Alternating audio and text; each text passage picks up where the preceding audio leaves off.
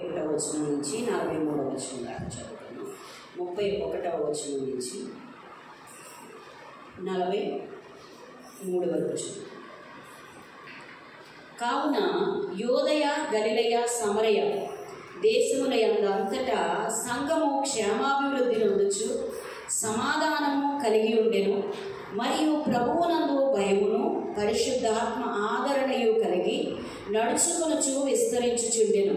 ఆ తర్వాత పేతురు సకల ప్రదేశములలో సంచారము చేయుచు లొద్దలో కాపురమున్న పరిశుద్ధుల యొద్దకు వచ్చెను. అక్కడ పక్షవాయువు కలిగి 8 ఏళ్ల నుండి మంచము పట్టి ఉండిన ఐనయ్య అను ఒక మనుషుని చూసి, పేతురు, ఐనయ్య, యేసుక్రీస్తు నిన్ను స్వస్థపరచుచున్నాడు, నీవు లేచి నీ పరుపు నీవే పరుచుకొనమని అతనితో చెప్పగా వెంటనే అతడు లేచెను. లొద్దలోను షారోనులోను కాపురమున్న వారందరూ అతన్ని చూచి ప్రభువు తట్టు తిరిగిరి. హల్లెలూయా. మరియు యొప్పేలో తబిత అను ఒక శిష్యురాలు ఉండెను. ఆమెకు భాషాంతరమున దోర్కా అని పేరు. హల్లెలూయా. ఆమె సత్క్రియలను ధర్మకార్యములను బహుగా చేసి ఉండెను. ఆ దినముల యందు ఆమె కాయిలా పడి చనిపోగా వారు శవములు కడిగి మేడగదిలో పరుండబెట్టి లొద్ద యొప్పేకు దగ్గరగా ఉండుట చేత పేతురు అక్కడ ఉన్నాడని శిష్యులు విని అతడు తడుము చేయక తమ యొద్దకు రావాలని వేడుకొనుటకు 2 మనుషులను అతని యొద్దకు పంపిరి. పేతురు లేచి వారితో కూడా వెళ్ళి అక్కడ చేరినప్పుడు వారు మేడగదిలోనికి అతనిని తీసుకుని వచ్చిరి. విధవరాండ్రందరూ వచ్చి ఏడ్చుచు దోర్కా తమతో కూడా ఉన్నప్పుడు కుట్టిన అంగీలను వస్త్రములను చూపుచు అతని ఎదుట నిలిచిరి.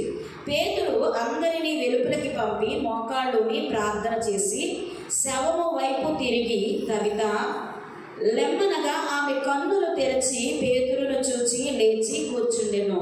అతడు ఆమెకు చెయ్యి ఇచ్చి లేవనెత్తి పరిశుద్ధులను విధవరాండ్రును పిలిచి ఆమెను సజీవురాలుగా వారికి అప్పగించెను. హల్లెలూయా. ఇది యొప్పే అంతటా తెలిసినప్పుడు అనేకులు ప్రభువునందు విశ్వాసం ఉంచిరి. పేతురు యొప్పేలో సియోనును ఒక చర్మకారుని యొద్ద బహుదినములు నివసించెను. హల్లెలూయా. దేవుడి వాక్యము దీవించి ఆశీర్వదించునుగాక. ప్రభు నామం పేరట మీరు కూడి వచ్చినటువంటి పరిశుద్ధులందరికీ కూడా దేవుడి నామం పేరట మీ అందరికీ శుభాభివందనాలు. హల్లెలూయా. మరి ఇక్కడ రాయబడినటువంటి 31వ వచనం నుంచి మనం చూస్తే, కావున యోదయ గలిలయ సమరయ దేశముల యందంతటా సంఘము క్షేమాభివృద్ధి నొందుచు సమాధానము కలిగి ఉండెను అని రాయబడి ఉందండి. హల్లెలూయా. అంటే ఈ వాక్య భాగంలో దేవుడు మనకి ఒక వివరణను, ఆయన యొక్క ఉద్దేశాన్ని దేవుడు ఇక్కడ బయలుపరుస్తున్నాడు. హల్లెలూయా. ఏంటి ఆయన ఉద్దేశము అని అంటే, ఇక్కడ ఈ యొక్క సంఘములో ఏం కలిగి ఉందంటండి, క్షేమాభివృద్ధి నొందుచు. అంటే గతంలో వారికి ఏం లేదు, క్షేమాన్ని చూసి ఉండలేదు, క్షేమమును అనుభవించలేదు, క్షేమకరమైనటువంటి వార్తలను వినలేదు. క్షేమకరమైనవి అంటే మనకి ఆశీర్వాదకరమైనవి వారికి కలిగి ఉండకపోవచ్చు గతంలో, అంతేనా? అయితే వారు ఏం పొందుకుంటా ఉన్నారంట, క్షేమాభివృద్ధి నొందుచు. హల్లెలూయా. పొందుకోవడము ఆ యొక్క సంఘము మొదలు పెట్టిందంటండి. హల్లెలూయా. పొందుకోవడానికి అర్హతలోనికి వచ్చిందంట. హల్లెలూయా. అయితే ఇక్కడ సంఘమ దేశముల యందంతటా కూడా సంఘము క్షేమాభివృద్ధి నొందుచు అని ఉందండి. ఎక్కడ? యోదయ గలిలయ సమరయ దేశముల యందంతటా. హల్లెలూయా. దేవుని యొక్క సువార్త మరి ఒక ప్రదేశానికో ఒక ప్రాంతానికో పరిమితమైనది కాదు. దేవుని యొక్క వాక్యము ఒక దేశమునకో ఒక ప్రాంతానికో మరి ఒక అంటే ఇంత పరిధిలోనే దేవుని యొక్క వాక్యము ప్రకటించబడాలి అని అనుటకు కాదు దేవుడు మనల్ని పిలుచుకున్నది. హల్లెలూయా. దీనికి మరి సాదృశ్యంగా ఒక వాక్యాన్ని ఇప్పుడు మనము చూసుకుందాం. హల్లెలూయా. 1 కొరింథీయులకు రాసిన పత్రిక 1వ అధ్యాయము. సంఘము క్షేమాభివృద్ధి నొందుచు అని మనం ఇందాక చెప్పుకున్నట్టు మాట, మరి దేని వలన సంఘములో ఉన్న బిడ్డలు క్షేమం పొందుకుంటారు, దేని వలన శక్తిని పొందుకుంటారు, దేని వలన అభివృద్ధిని చూస్తారు అని అంటే, ఇక్కడ రాయబడిన చూద్దామండి. కొరింథీయులకు రాసిన పత్రిక మొదటి పత్రిక 1వ అధ్యాయము 17వ వచనం నుంచి చదువుతున్నాను. బాప్తిస్మం ఇచ్చుటకు క్రీస్తు నన్ను పంపలేదు కానీ, హల్లెలూయా, ఏమంటున్నారండి ఇక్కడ పౌలు గారు?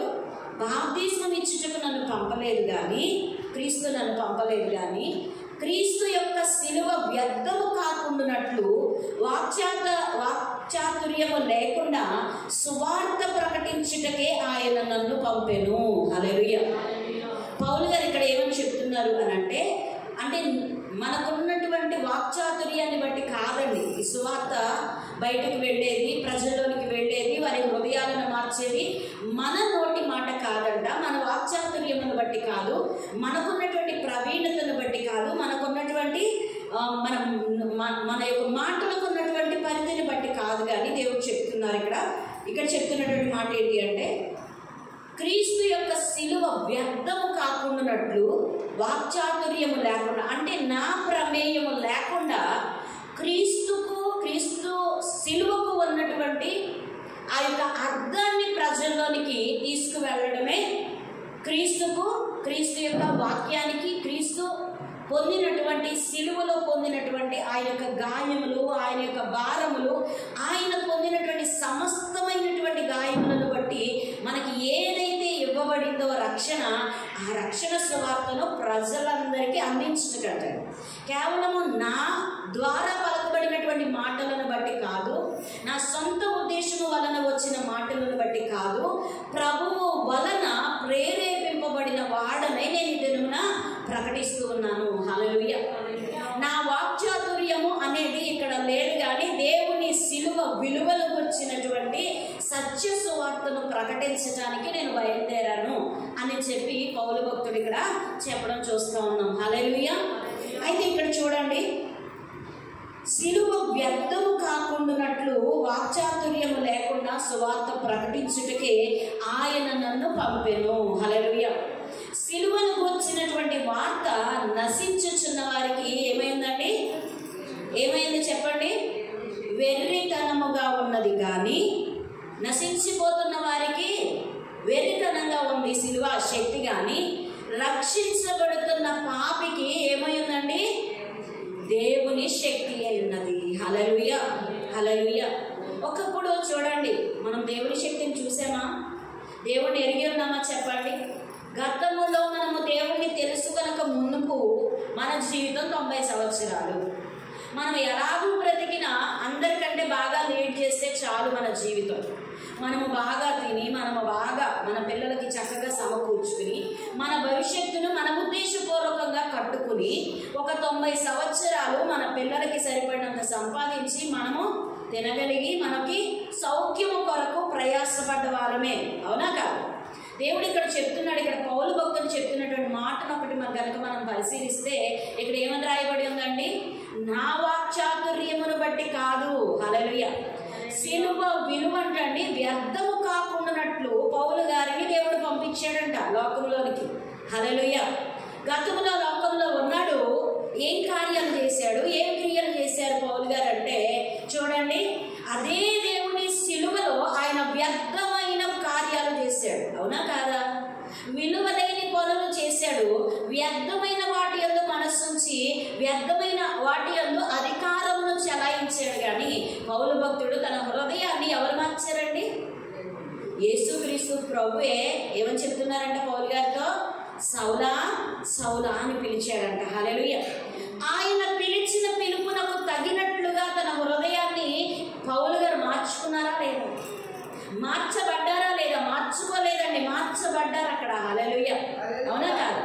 మార్చబడిన మీదట ఆయన తన కొరకు బ్రతకలేదండి. హల్లెలూయా.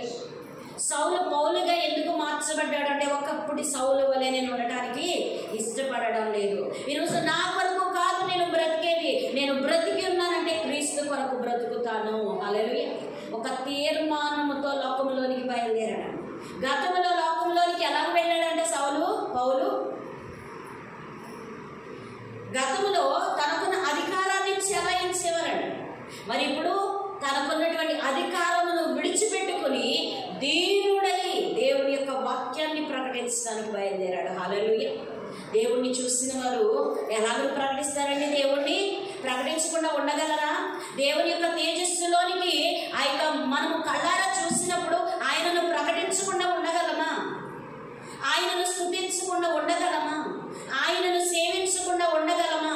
ఆయన నామాన్ని ప్రకటించకుండా ఉండగలమా? చెప్పండి. హల్లెలూయా. ఇక్కడ దేవుడు చెప్తున్నాడు, సిలువకు వచ్చినటువంటి వార్త నశించుచున్న వారికి వెర్రితనము గాని. చూడండి, ఒకప్పుడు నశించిన స్థితిలో ఉన్న సౌలు ఏం చేస్తా ఉన్నాడండి? ఎంతో విలువలేనిదిగా యేసుక్రీస్తు ప్రభు యొక్క సిలువ విలువలేనిదిగా చూశాడు. అదే సిలువలో యేసయ్యను చూసిన తర్వాత, అదే సిలువలో వేలాడినటువంటి యేసయ్య కృపను ఆయన పొందుకున్న తర్వాత, ఆయన మాటను పొందుకున్న తర్వాత ఆయన జీవితం మార్చబడిందండి. హల్లెలూయా, హల్లెలూయా. సిలువకు విలువ ఇవ్వని సౌలు సిలువలో నుండి సువార్తను ప్రకటించడానికి బయలుదేరాడు పౌలుగా. హల్లెలూయా. మార్పు వచ్చిందండి లేదా? మార్పు ఎలా వచ్చింది? నశించిపోతున్న వారికేమో దేవుని శక్తి ఏమైందండి? వెర్రితనంగా చూశాడు ఒకప్పుడు సౌలు. ఈరోజు అదే సౌలు పౌలుగా మార్చబడి ఏమని ప్రకటిస్తున్నాడు? ఆ సిలువ యందే నీకు నిత్య జీవము, ఆ సిలువ ద్వారానే నువ్వు బ్రతుకుతున్నావు, ఆ సిలువలో నుండి కార్చబడినటువంటి రక్తమే. అక్కడ ఉన్నటువంటి సిలువ అనగా ఆ కర్రకు ఆ పొయ్యకు ఏం లేదండి? విలువ లేదండి. హల్లెలూయా. ఏం లేదు? ఆ యొక్క కట్టెకు విలువ లేదండి. కట్టె మీదకు ఎక్కి ఆ యొక్క చెక్క మీదకు ఎక్కించి ప్రభువును గాయపరిచారు చూడండి. పరిశుద్ధ దేహమును ఆ సిలువకు వేలాడదీశారు చూడండి. ఆయన ఒప్పుకొని మనందరి నిమిత్తమై, మనందరి శ్రేయస్సు కొరకై, మనందరి నిమిత్తము ఏం దారబోసాడండి? ఆయన రక్తాన్ని చిందించాడు. హల్లెలూయా. అది ఏ రక్తం అండి? పరిశుద్ధ రక్తమా? అపవిత్రమైన రక్తమా? మనలాంటి రక్తమా? మన శరీరంలో ప్రవహిస్తున్నటువంటి రక్తమా ఆయనది? కాదండి. ఏ కళంకము లేనటువంటి పరిశుద్ధ రక్తము. హల్లెలూయా. ప్రతి ఒక్కరు కూడా, చాలా మంది లోకంలో ఉన్నవారు చాలా మాటలు మాట్లాడతారు. ఆయన పరిశుద్ధుడు ఎలాగయ్యాడు? ఆయనలో ఉన్నది రక్తము పరిశుద్ధమైనదని ఎలాగ రుజువుపరచగలరంటే, ఇదే సౌలు ఒకప్పుడు అదే మాట మాట్లాడాడండి. హల్లెలూయా. నేను బంధిస్తే బంధించబడిన ఈ యేసు పరిశుద్ధుడు ఎలాగయ్యాడు? ఆయన నన్ను ఎలాగూ రక్షిస్తాడు? హల్లెలూయా. సిలువలో ఇద్దరు దొంగలు, ఇద్దరు వ్యక్తులు అటు ఇటు దేవునితో పాటుగా సిలువ వేయబడినప్పుడు, ఒక దొంగేమో నిన్ను నీవు నిరూపించుకుని నీవు బయటకు తిరిగి వచ్చి నన్ను దింపమంటున్నాడు. మరి ఇంకొక దొంగ ఏమంటున్నాడండి? నీవు పరదేశంలో నన్ను జ్ఞాపకం చేసుకుంటావా అన్నాడంట. హల్లెలూయా. చూడండి, దేవుని శక్తిని ఎలాగ చూడాలంట? ఆయన ఎలాగ చూడాలండి? ఆత్మ కన్నులతో చూడాలి. హల్లెలూయా. మనం అనుకుంటాము అందరినీ ప్రేమించినట్లుగా యేసుక్రీస్తు ప్రభువుని ప్రేమిస్తే సరిపోతుంది. నా భర్త ఎదురుగా ప్రేమిస్తున్నాను, వెళ్ళిన తర్వాత అదే ప్రేమతో ఉంటానా ఏంటి? నాకుండేవి నాకుంటాయి కదా, అలాగే నా అవసరతలు నాకుంటాయి కదా, అలాగే నా పనులు నాకుంటాయి కదా. ఎల్లప్పుడూ నా భర్తను ఇంటి దగ్గర ఉన్నప్పుడు మాట్లాడినట్టు ఎప్పుడూ మాట్లాడుతూ ఉంటాను. మా భర్త అనుకుంటాడు బయటకు వెళ్ళిన తర్వాత 24 hours కూడా నా భార్యను చూస్తూ కూర్చుంటే ఏమవుతుందండి? రోజు ఎంతుందో చెప్పండి. హల్లెలూయా. ఇది లోకపు ప్రేమ. హల్లెలూయా. కానీ దినమెల్లా నీ వైపు నా వైపు చేతులు చాపి ఆయన పక్కకి వెళ్ళిపోతున్నాడండి. ఈరోజు మనకు భర్తగా ఉన్నానని దేవుడు చెప్పాడా లేదా? ఆయన దినమెల్లా అంటండి ఎవరి వైపు చేతులు చాపుతున్నాడు? మన వైపు చేతులు చాపి, మన వైపు చేతులు చాపి, ఇదిగో నేనున్నాను, నీ ప్రతి అవసరతలో నేను ఉంటాను, నీ ప్రతి అక్కరని నేను తీరుస్తాను, నీవు నా యొద్దకు వచ్చినట్లయితే. హల్లెలూయా. ఎక్కడ చేతులు చాపుతున్నాడండి? సిలువలో. హల్లెలూయా. ఏం చెప్పాడు? 2 చేతులు చాపి, నేను నా కొరకు చనిపోవట్లేదు. హల్లెలూయా. మీ కొరకే నేను చనిపోతున్నాను. హల్లెలూయా. ఈరోజు నేను నా కొరకు బాధపడటం లేదు, మీ కొరకు, మీ బిడ్డల కొరకు మీరు ఏడవండి అంటున్నాడు. హల్లెలూయా. ఆయన నిమిత్తము మనం బాధపడవలసిన అవసరం లేదండి. ఆయన సిలువ శక్తి ఎవరికంటే మనకు అవసరం. హల్లెలూయా. ఆయన సిలువలో దారపోసినటువంటి ఆ శరీరము, ఆ యొక్క రక్తము, ఆ యొక్క ప్రాణము నా ప్రాణాన్ని దక్కించుకోవడానికని మనం గుర్తించాలి. హల్లెలూయా. గుర్తించిన వాడు దేవుణ్ణి స్తుతించగలుగుతాడు. అలాగ గుర్తించి బలపరచగలుగుతాడు. అలాగున శిలువ శక్తిని పొందుకున్న వాడు మాత్రమే తిరిగి లేపబడతాడంట. హల్లెలూయా. ఈరోజు యేసుక్రీస్తు ప్రభువును అంగీకరించేసి నోటి మాటలతో బాప్తిస్మము తీసుకున్నంత మాత్రాన ప్రయోజనము లేదు. యేసుక్రీస్తు ప్రభువు నామములో ఒప్పుకున్న వారమైతే అనుదినము అనుక్షణము శిలువను బట్టి మనము లేపబడాలండి. హల్లెలూయా. ప్రతి క్షణము కూడా దేవుని యొక్క శక్తిని బట్టి మనము దేవుణ్ణి ఆధారము చేసుకుని బ్రతకాలి. కానీ నేను, నాది, నా వలన అనే యొక్క మాటలు, అనే యొక్క శక్తిని మనం ఆధారం చేసుకున్న వారమైతే మన బ్రతుకు వ్యర్థమైపోతుంది. హల్లెలూయా. మన బ్రతుకుకి ఏమి లేదండి, వాల్యూ లేదు. గమనించారు ఉందా? ఎందుకంటే 70 సంవత్సరాలైనా 80 సంవత్సరాలైనా 90 సంవత్సరాలైనా ఈ యొక్క శరీరానికి చావు తప్పదు కదా. ఇక్కడ ఎంత ప్రయాసపడుతున్నామో అదంతా కూడా లాస్ట్కి వచ్చేసరికి వ్యర్థమే కదా. అవునా కాదా? చూడండి, ఇంకొక మాట చూద్దాం. ఈ మాట చూసే ముందు ప్రసంగి గ్రంథం 3వ అధ్యాయము, ప్రసంగి 3వ అధ్యాయము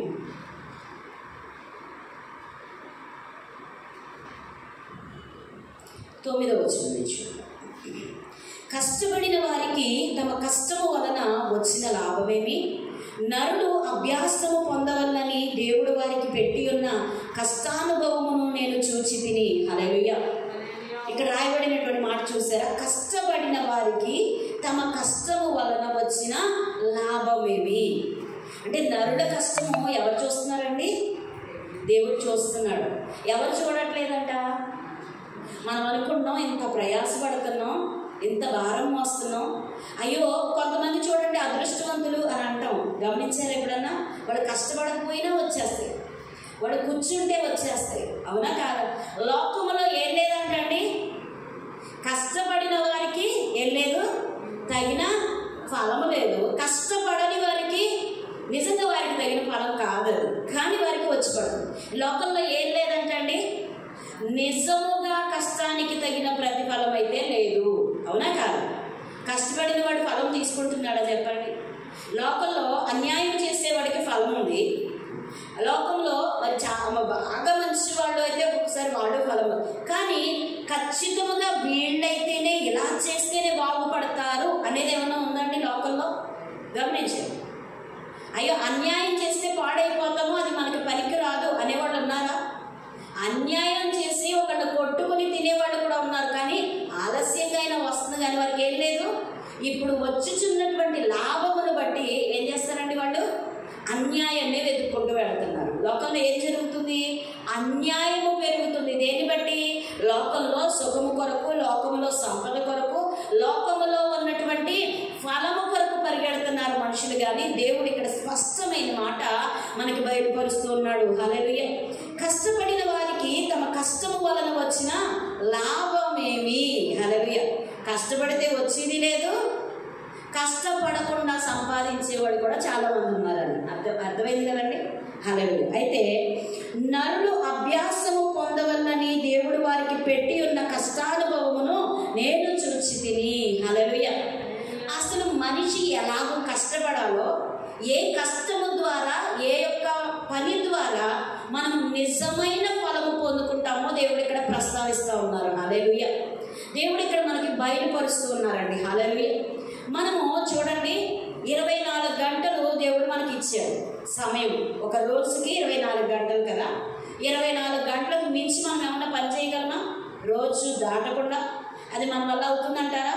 లేదు కదా. 24 గంటల్లో night 10 o'clock to early morning 6 o'clock వరకు. ఎన్ని గంటలండి? 10 o'clock నుంచి 6 వరకు అంటే 8 అవర్సేనా? 8 అవర్సేనా? ఇంకా ఎన్ని అవర్స్ మిగులుతుంది డే టైంలో? 16 అవర్స్. అవునా? 3 8 24 కదండి. 6 అవర్స్ మనం 8 అవర్స్ పడుకుంటాం. అందుకే అంటారు చాలామంది, ఏమంటారు? 8 అవర్స్ పడుకుంటే మనకి ఆరోగ్యం చాలా బాగుంటుంది అని అంటారా లేదా? అంటే మనం ఒక లెక్క వేసుకున్నామండి, 8 అవర్స్ నైట్ పూట కాబట్టి మనం విశ్రాంతి తీసుకుందాం, మనం ఆరోగ్యాన్ని తెచ్చిపెట్టుకుందాం. మనము పడుకున్నాము అంటే తెల్లవారి లేచి ఏం చేయగలుగుతామంట? 16 అవర్స్ పని చేయగలుగుతామంటండి. హల్లెలూయా. ఎన్ని అవర్స్ పని చేయగలుగుతామంట అంటే మన యొక్క మైండ్కి ఏం పెట్టుకున్నాం మనం? ఒక లెక్కతో కూడినటువంటి అలవాటును మనం చేసుకున్నాం. అవునా కాదు? ఇది మన లెక్క, దేవుడి లెక్క? మన లెక్కేనా కదా. 24 అవర్స్ని 2 విధాలుగా అంటే ఈ 16 అవర్స్లో బాగా కష్టపడిపోవాలి. మనకు, మన బిడ్డలకు, మన భవిష్యత్తుకు కావలసినటువంటి సమస్తాన్ని కూడా కూడబెట్టుకునే సమయం అంటండి ఇది. ఎర్లీ మార్నింగ్ 6 నుంచి ఎప్పటి వరకు? నైట్ 10 వరకు. ఇది మన లెక్క, దేవుడి లెక్క? మన లెక్క అండి, మర్చిపోవద్దు. హల్లెలూయా. అంటే దేవుడు ఇచ్చినటువంటి 24 గంటల్లో మనం ఏం చేస్తున్నామంటే కేవలం దేవుడు నాకు 24 గంటలు ఇచ్చాడు, అది నాది, నేను వాడుకుంటా. హల్లెలూయా, హల్లెలూయా. చూడండి ఒకసారి గమనించండి. 24 గంటలు అంట దేవుడు మనకు ఒక రోజుని ఇచ్చాడు కాబట్టి దీన్ని ఏం చేయాలంటే మనం వాడేసుకోవాలి. హల్లెలూయా. వాడేసుకుంటే ఏం మిగులుతుంది చెప్పండి ఒకసారి? ఎన్నాళ్ళు వాడేస్తాం చెప్పండి? ప్రతిరోజు 8 గంటలు పడుకుంటున్నాం, ప్రతిరోజు 16 గంటలు పనిచేస్తున్నాం, మన కోసం ఆలోచిస్తున్నాం. ఎన్నాళ్ళు ఆలోచించగలం చెప్పండి? ఎన్ని సంవత్సరాలు ఆలోచించగలం? హల్లెలూయా. గట్టిగా ఆయుష్ ఉంటే 100 సంవత్సరాలు. మరి తర్వాత మన పరిస్థితి ఏంటి? ఎప్పుడైనా ఆలోచించారా? గమనించండి, ఈ 100 సంవత్సరాల కోసం ఇంత ప్రయాసపడుతున్నాం కదా, దీని తర్వాత ఏముంది ఎప్పుడైనా ఆలోచించారా? అంటే ఇదే జీవితమా? ఈ తర్వాత ఇంకేమీ లేదంటారా? ఉందా లేదా? మీ ఉద్దేశం చెప్పండి. అసలుగా నకిలీ కదా? నకిలీది అసలుగా చెప్పండి. ఏది అసలైంది? ఈ శరీరము మృతతుల్యమైపోతుంది, మృతము. ఈ శరీర క్రియలన్నీ కూడా ప్రయోజనకరమైనవి కాదంటండి. ఇక్కడ దేవుడు చెప్తున్నాడు చూడండి, 3వ అధ్యాయము 10వ వచనంలో, నరులు అభ్యాసము పొందవలనని దేవుడు వారికి పెట్టి ఉన్న కష్టానుభవమును నేను చూచి తిని, దేని కాలమునందు అది చక్కగా నుండునట్లు సమస్తమును ఆయన నియమించి ఉన్నాడు. హల్లెలూయా. దేని కాలమందు అది సమస్తమును సమకూడినట్లుగా ఎవరు నియమించారంటండి? దేవుడు నియమించాడంటండి. హల్లెలూయా. ఏం నియమించాడు? ఎప్పుడన్నా ఆలోచించామా? 24 గంటలు ఇచ్చాడంటే మన కోసమే. 24 గంటలు ఇచ్చాడంటే 8 గంటల పని గంట, 16 గంటల పని గంట. 16 గంటల్లో మనం ఏమైనా చేయొచ్చంట, కేవలము స్వార్థపూరితంగా మాత్రమే మనం బ్రతుకుతున్నాం. 8 గంటలు మనం రెస్ట్. 24 గంటలు దేవుడు ఎందుకు ఇచ్చాడో అని ఆలోచన మర్చిపోయి ఏం చేస్తున్నాం మనం? నాది, నా కొరకే. హల్లెలూయా. నాది అనుకున్నది వ్యక్తి ఎవరైనా ఈ భూమి మీద ఉన్నారా చెప్పండి? ఒక్క యేసుక్రీస్తు ప్రభువు తప్ప ఎవరినైనా మనం ఈ లోకంలో చూడగలమా చెప్పండి ఒకసారి? హల్లెలూయా. ఎవరున్నారండి? నాది అనే భావన లేకుండా నేను ఎందు నిమిత్తము ఈ శరీరధారిగా ఈ లోకమునకు వచ్చాను అని బాధ్యత కలిగి వ్యవహరించినటువంటి ఒకే ఒక్క వ్యక్తి, మరి పరిశుద్ధాత్మ ద్వారా నడిపించబడినటువంటి వ్యక్తి, పరసంబంధమైన వాటిని వెతికినటువంటి వ్యక్తి, నిత్య జీవము కొరకు ఎల్లప్పుడూ కూడా పరితపించినటువంటి వ్యక్తి ఈ లోకంలో ఒకే ఒక వ్యక్తి. ఆయనే పరిశుద్ధుడైన గొప్ప దేవుడైన యేసుక్రీస్తు ప్రభు. హల్లెలూయా. ఆయన ఎంతసేపు కూడా ఈ లోకములో నాది అనే క్రియ ఏదైనా యేసుక్రీస్తు ప్రభులో మనం చూస్తామండి? చూస్తామా? అంటే దేవుడు మనకి ఏమి మాదిరి చూపించాలనుకుంటున్నాడు అంటే ఇక్కడ చూడండి, ఈ వచనంలో నరులు అభ్యాసము పొందవలనని దేవుడు వారికి పెట్టి ఉన్న కష్టానుభవమును నేను చూసి తిని, దేని కాలమునందు అది చక్కగా నుండినట్లు సమస్తమును ఆయన నియమించి ఉన్నాడు.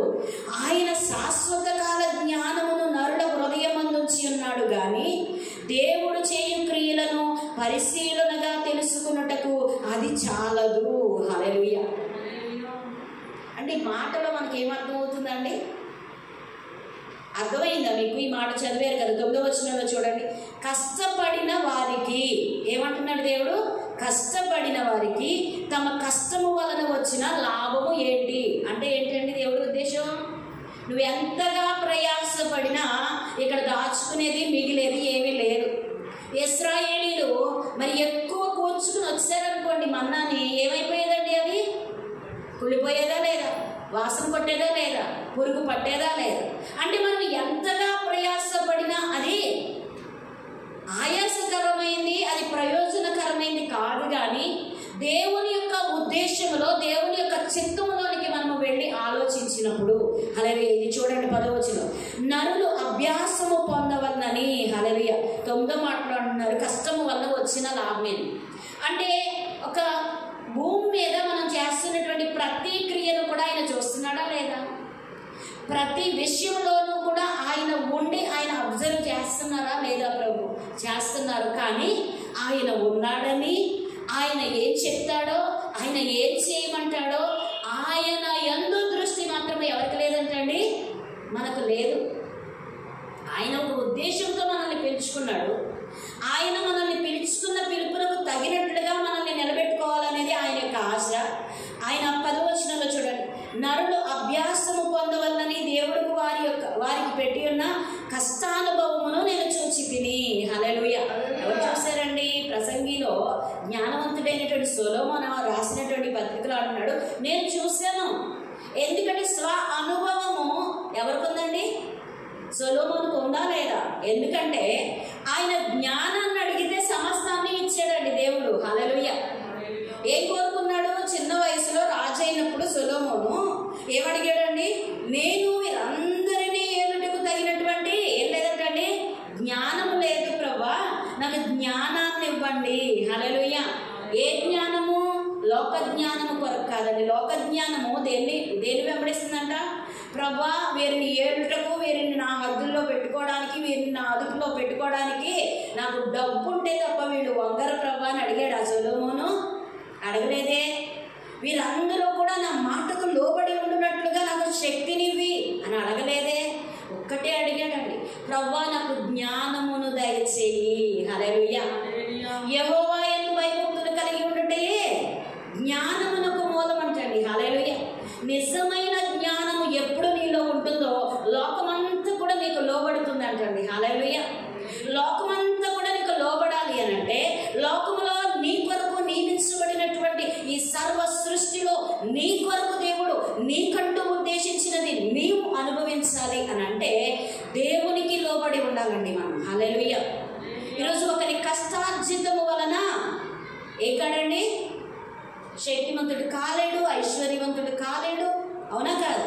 ఓ నరుని కష్టము చేత ఐశ్వర్యమును పొందలేడండి. ఆ నరుని కష్టములకు ఏం తోడవ్వాలంట? దేవుని యొక్క ఆశీర్వాదము తోడవ్వాలంట. హల్లెలూయా. అయితే ఇక్కడ చూడండి 11వ వచనంలో, దేని కాలమునందు అది చక్కగా నుండునట్లు సమస్తమును ఆయన నియమించి ఉన్నాడంటండి. హల్లెలూయా. మనం ఒక లెక్క వేసుకున్నాం కదా, 8 గంటలు నిద్ర, 16 గంటలు మన కోసం అని మనం ఒక లెక్క వేసుకున్నాం. కానీ దేవుని లెక్కతో అది సరిపోతుందో చెప్పండి? అంటే ఎలా తెలుసుకుంటాం ఇప్పుడు అనంటే, యేసుక్రీస్తు ప్రభు ఈ భూమి మీదకి వచ్చినప్పుడు ఎప్పుడు లేసేవారండి ఆయన? రేయి మొదటి అంటే 4వ జాములో లేచి 3వ జాములో లేచి ఏం చేశారంట? రేయి మొదటి జాము అంటే ఈవినింగ్ 6 o'clock. ఈవినింగ్ 6 నుంచి స్టార్ట్ అవుతుంది రోజు. హల్లెలూయా. అయితే 3వ జాముకు వచ్చేసరికి ప్రభువు లేసేవారంట. ఎర్లీ మార్నింగ్ లేచి ఏం చేసేవారంట? మొదటిగా దేవునికి సమయం ఇచ్చేవారంటండి. హల్లెలూయా. ఒకసారి ఆలోచించండి, మన హృదయాలు ఎంత చెప్పినా కూడా లోబడట్లేదంటే దేన్ని ఎక్కువగా ప్రేమిస్తున్నామో మనం ఆలోచించుకోవాలి. అది పురుషులైనా కావచ్చు, స్త్రీలైనా కావచ్చు. ఇక్కడ స్త్రీ పురుషులు అనే భేదం లేదండి దేవుని చిత్తంలో. ప్రతి ఒక్కరికి ఏముంది? ఆత్మ ఉందా లేదా? ఆత్మను ఉద్దేశించి దేవుడు చెప్తున్నాడు. కానీ ఈ శారీరకమైనటువంటి దాని గురించి దేవుడు మాట్లాడటం లేదు ఇక్కడ. హల్లెలూయా. స్త్రీ పురుషుల భేదం ఎక్కడ అంటే భూమి మీద మాత్రమే. ప్రతి ఆత్మ దేవునిలో నుండి వచ్చినదే, పరిశుద్ధాత్మే. హల్లెలూయా. పరిశుద్ధాత్మ మనకు అనుగ్రహించినటువంటి ఈ యొక్క ఆత్మను తిరిగి ఆయన యొద్దకు మరల వెళ్ళాలి అంటే, ఇక్కడ నేను పురుషుడిని పొద్దున్నే లేచి నేను ప్రార్థన చేయను అంటే కుదరదు. ప్రతి ఉదయమున యేసుక్రీస్తు ప్రభు ఏం చేశారు చెప్పండి? ప్రార్థన చేశారు. ఆ ప్రార్థన మనలో ఉందా? దేవుడు ఇక్కడ సమస్తమును సమకూడి జరిగించుట కంట, ఇక్కడ చూడండి 11వ వచనం, దేని కాలమునందు అది చక్కగా నుండునట్లు సమస్తమును ఆయన నియమించి ఉన్నాడు. ఎవరిని చూసి నేర్చుకోవాలి? ఇప్పుడు మనం ప్రభువుని చూసి నేర్చుకోవాలి. అంటే వాక్యము మనకు కార్యరూపంలో ఆచరించి చూపించి, మనకు మార్గాన్ని చూపించి, మనకు మాదిరిని చూపించినటువంటి యేసుక్రీస్తు ప్రభు యొక్క జీవితమే మనకు మాదిరి. అవునా కాదా? వాక్యమే కుమారునిగా ఈ లోకమునకు వచ్చిందండి. అవునా కాదా? వాక్యమే సంచరించుచున్న యేసుక్రీస్తు ప్రభు. అవునా? మన ముందున్నటువంటి ప్రభు అయిన యేసుక్రీస్తు యొక్క జీవితాన్ని మనం తీసుకున్నట్లయితే ఆయన ఉదయాన్నే ఏం చేశాడో అది మనం చేస్తే ప్రయోజకులు అవుతాం. ఇక్కడ స్త్రీలు పురుషులని భేదం లేదు. ఏం చేయాలంటే ప్రతి ఉదయమున 4 గంటలకి లేవాలి. హల్లెలూయా. మనం ఇప్పుడు ఫోన్ చూసి 12కి పడుకుంటున్నాం. అట్లీస్ట్ మనం పెట్టుకున్నటువంటి పరిధిలో అయినా మనం పడుకుంటున్నామా? చెప్పండి. ఎంత కష్టపడి రానివ్వండి, దేనికి అడిక్ట్ అవుతున్నాం? ఫోన్కి అడిక్ట్ అయ్యి మన టైంని వేస్ట్ చేసుకుంటున్నాం, ఆరోగ్యాన్ని వేస్ట్ చేసుకుంటున్నాం. దేనికి? లోకములకు కట్టుబడమంటే మాత్రం మనకంటే ఎవ్వరు కూడా దేవుడు లేరండి. అవునా కదా? చూడండి, వ్యర్థమైన వాటి యందు మనస్సుంచక పరిశుద్ధమైన వాటి యందు, పవిత్రమైన వాటి యందు, నీకు మేలు చేసే వాటి యందు నువ్వు మనస్సుంచమని దేవుడు చెప్తే మన యొక్క హృదయము దేని మీద ఉంది గమనించాలి. ప్రతి ఉదయమున ప్రార్థన ఉండాలని చెప్తే ఎంతమంది చేస్తున్నారు చెప్పండి? 4 గంటల రమారమి 4 గంటల సమయంలో ఏం చేసేవారంటండి? ప్రభు ప్రార్థన చేసేవారంట. మరి ఆయనను చూసిన మనం ఏం నేర్చుకున్నాం? ఉదయం 4 గంటలకు లేవమంటే నా ఆరోగ్యం పాడైపోతుందండి. పొద్దున్నే లేస్తున్నానండి, అసలు నాకు నిద్ర సరిపోవట్లేదండి. ఏం జరుగుతుందండి? హెడ్ఏక్ వచ్చేస్తుందండి, కళ్ళు మూతలు పడట్లేదండి, ఉన్న నిద్ర కూడా పోయిందండి, నీరసించిపోతున్నానండి అని మనం అంటాం కదా. ఉదయాన్నే 4 గంటలకు లేచి ఏం చేయాలి? ప్రార్థన చేసుకొని తర్వాత మన పని కనుక మనం ముగించుకుని తొందరగా పని అవుతుందా? పని అవదా? చక్కగా మనం అన్నీ చేసుకోగలుగుతామా లేదా? దేవుడు మనకు ఒక క్రమం పెట్టాడు. ఆ క్రమం మనం దాన్ని ఏం చేస్తున్నాం? బ్రేక్ చేసి 6 గంటల తర్వాత లెగుస్తున్నాం. దేవుడికి ఎంతసేపు ప్రార్థన చేస్తున్నాం? 10 నిమిషాలకు మించి లేదు. మన జీవితంలో ఆశీర్వాదం ఎలా చూడగలుగుతాం చెప్పండి? రక్షించబడుతున్న పాపికేమో దేవుని శిలువ శక్తి మహాశక్తిగా మారిందండి. ప్రభావం కలిగినదే ఉంది. తన జీవితంలో తన అభివృద్ధి పొందుచు క్షేమమును చూస్తూ. హల్లెలూయా. అపోస్తలుల కార్యాల్లో మొదటి చదువుకున్న 9వ అధ్యాయంలో 31వ వచనంలో అంటున్నాడు, ఆ యొక్క సమరయ గలిలయ ప్రాంతముల ఎదుట ఉన్నటువంటి సంఘములన్నీ కూడా ఏం పొందుకుంటున్నాయంటండి? క్షేమాభివృద్ధిని పొందొచ్చు అని ఉందా లేదా? ఎందుకు క్షేమములో అడుగు పెట్టారు ఆ సంఘం అంటే దేవుణ్ణి వెంబడిస్తూ ఉన్నారు. హల్లెలూయా. దేవుణ్ణి వెంబడిస్తూ దేవుని నియమము చొప్పున వారు ప్రార్థించడం మొదలు పెట్టారు. హల్లెలూయా. హల్లెలూయా. ప్రార్థించిన పిమ్మట ఇక్కడ చూడండి, చూద్దాం 11-12వ వచనంలో, ఆయన శాశ్వత కాల జ్ఞానమును నరుల హృదయమందుంచి ఉన్నాడు గాని. హల్లెలూయా. గాని వచ్చింది. అబ్జర్వ్ చేశారా? దేవుడు నరుల హృదయంలో ఏం పెట్టాడంటే అండి, శాశ్వత కాలంలో కంటే ఒక్క భూమి మీద మాత్రమే కాదండి మనం అభివృద్ధి చెందేది. శాశ్వత కాలం అంటే ఏంటండి? మరి మనము పుట్టిన దినము నుంచి, మన తల్లి గర్భంలో రూపింపబడిన దినము నుంచి కూడా ఆయన సన్నిధిలో యుగాయుగములకు సరిపడినటువంటి శాశ్వత కాలమైనటువంటి నియమములు ఆయన పెడితే తాత్కాలికమైన వాటి యందు మనము మనసు ఉంచితే ఎలాగున దీవించబడతామని దేవుడు చెప్తున్నాడు. హల్లెలూయా. హల్లెలూయా. ఇక చూడండి, శాశ్వత కాల జ్ఞానమును నరుల హృదయం అందుంచి ఉన్నాడు కానీ, అంటే మనము తెలుసుకోలేకపోతున్నామండి. దేన్ని అనుసరించాలి, ఎలాగో అభివృద్ధి చెందాలి. ఆశీర్వాదం అందరికీ ఇష్టమే. ఐశ్వర్యం అబ్బా చేతులెత్తుతాం. ఆశీర్వాదము అనగానే మన చేతుల్లో లేపబడతాయి. అదే ప్రార్థనకు చేతులెత్తి ప్రార్థన చేయమంటే లేస్తామో చెప్పండి? చెప్పండి. దేవుడు ఒక నియమమును పెట్టినప్పుడు దాన్ని ఫాలో అయితే ఎవరిని మీరు ఫాలో అవ్వాల్సిన అవసరం లేదు. లోకంలో ఎంతగా కష్టపడవలసినటువంటి అవసరత లేదండి. నీ దుఃఖ దినములు సమాప్తం అవ్వాలి అని అంటే ప్రతి ఉదయమున 4 గంటలకి లెగిసి నువ్వు ప్రార్థన మొదలు పెడితే, హల్లెలూయా, చేతులెత్తి ప్రార్థించగలిగితే, హల్లెలూయా, చేతులు నొప్పి వస్తాయి రాకుండా ఏం చేయాలంట? ప్రార్థించాలి. హల్లెలూయా. మనకు బలము శక్తి ఇచ్చేవాడు ఆయనే. ప్రభువా నేను బలముగా ప్రార్థన చేయాలి, నాకు శక్తి కావాలి, నాకు బలము కావాలి. ప్రభువానికి స్తోత్రం. మనకు ఆరోగ్య బలము, ఐశ్వర్య బలము, ఆత్మీయమైన బలము ఆయన అనుగ్రహిస్తాడు. హల్లెలూయా. ఈరోజు ఆశీర్వాదము దేవుణ్ణి వెంబడిస్తే వస్తుందండి, లోకాన్ని వెంబడిస్తే రాదు. ఈరోజు ఎంతగా కష్టపడినా నిజంగా నీకు ఏదైనా ఆపద వస్తే ఆపదలో ఐశ్వర్యం సరిపోతుందా? నీకు ఆర్థిక బలం, నువ్వు కష్టపడిన ఆర్థిక బలం సరిపోతుందా? సరిపోవట్లేదు. ఎందుకు అంటే దేవుడు అన్నాడు, ఒక నియమాన్ని నియమించాడంటండి దేవుడు. హల్లెలూయా. దేవుని సిలువ శక్తిని మనము తెలుసుకుంటే, హల్లెలూయా, యేసుక్రీస్తు ప్రభువు సిలువలో ఎందుకు బలియాగం అయ్యాడండి? నా పాపములను పరిహరించడానికి, మనందరి పాపముల నుంచి విడిపించడానికి. మనం ఎవరిని చూస్తున్నాం? లోకం వైపు పరిగెడుతున్నాం. మనకి ఏదైనా శ్రమ వచ్చింది ఏం చేస్తున్నాం చెప్పండి? లోకంలో ఉన్న వారి వైపు పరిగెడుతున్నాం. కానీ ప్రభువా అని చెప్పి సిలువలో నువ్వు పొందిన యాగము ద్వారా నాకు ఈ కష్టం లేదు, నాకు ఈ బాధ లేదు, నాకు ఈ శ్రమ లేదు, నాకు ఈ నింద లేదు, నాకు ఈ అనారోగ్యం లేదు, నాకు ఈ మరణము లేదు ప్రభువా. హల్లెలూయా. సిలువ శక్తిని ఎప్పుడైనా మనం చూసామండి? సిలువలో దేవుడు ఇచ్చినటువంటి అధికారాన్ని మనం ఎప్పుడైనా వాడగలుగుతున్నామా? నశించబడుతున్న వారికి దేవుని యొక్క సిలువ శక్తి ఏమై ఉంది? వెర్రితనంగా ఉంది. ఎవరైనా ఇలా చెప్తే చాలా మంది ఆలోచిస్తారు, ఈవిడికి ఏంటి అలాగే చెప్తుంది, ఈవిడికి ఏంటి అలాగే చెప్తుంది, నా బాధ ఈవిడికేం తెలుస్తుంది అని అనుకుంటారు. కానీ మన బాధలు పోవాలి అంటే దేవుని సిలువ ఎందుకు మనం వెళ్ళాలండి? ఆయన సిలువలో పడినటువంటి శ్రమలో నుండి వచ్చిన ఆదాయాన్ని మనం పొందుకోవాలి. ఈరోజు ఆదాయం నీ కొరకు సమకూర్చబడింది, ఆయన నియమించి ఉన్నాడు. ఎక్కడ నియమించాడు?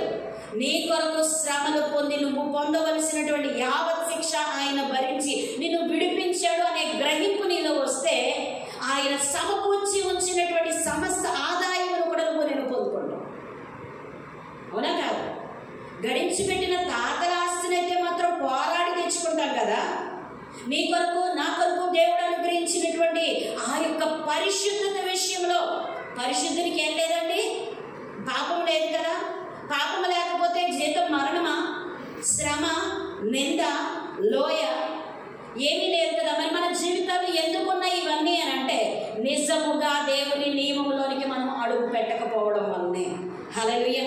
మరి ఇక్కడ 3వ అధ్యాయము 12వ వచనంలో చూస్తే, శాశ్వత జ్ఞానమును శాశ్వతకాల జ్ఞానమును నరుల హృదయమందుంచి ఉన్నాడు కానీ దేవుడు చేయు క్రియలను పరిశీలనగా తెలుసుకున్నట అదే చాలదు. కావున సంతోషమున నుండుట కంటేను తమ బ్రతుకును సుఖముగా వెళ్ళబుచ్చుట కంటేను శ్రేష్టమైనది ఏది నరులకు లేదని నేను తెలుసుకుంటుని. మరియు ప్రతివాడు అన్నపానములు పుచ్చుకొనొచ్చు తన కష్టార్జితము వలన సుఖం అనుభవించుట దేవుడిచ్చి బహుమానమే అని తెలుసుకుంటుని. దేవుడు చేయు పనులన్నీ శాశ్వతములని నేను తెలుసుకుంటుని. దానికి ఏదియూ చేర్చబడదు, దాని నుండి ఏదియూ తీయబడదు. హల్లెలూయా. అంటే దేవుడు చెప్పిన నియమమును కాకుండా మనము మన ఇష్టానుసారంగా మనం ఒక నియమం పెట్టుకున్నాం చూడండి. 3:8-24 మనకు తెలుసు కదా. మన ఫార్ములా మనకు ఉంది కదా. అవునా కాదు? మన ఫార్ములాని మనం ఫాలో అయ్యామనుకోండి, అసలు ఆ కష్టార్జితాన్ని మనము తిని తాగి సుఖించే సమయం కూడా భూమి మీద మనకు ఉండదు. గమనించారు? అవునా కాదు? ఇంకే మనము బ్రతికి ఉన్నంత కాలము కష్టపడే కదా. అది ఎలా వచ్చిందండి? ఆదాము ఏం చేశాడు? దేవుని మాటను దాటి వెళ్ళినప్పుడు కష్టపడి సేద్యపరిచి భూమి నుండి తను ఏం చేయాలండి? కష్టపడి సేద్యము చేసుకుని ఆ యొక్క ఆహారాన్ని తినాలి. ఇది ఎలా వచ్చింది?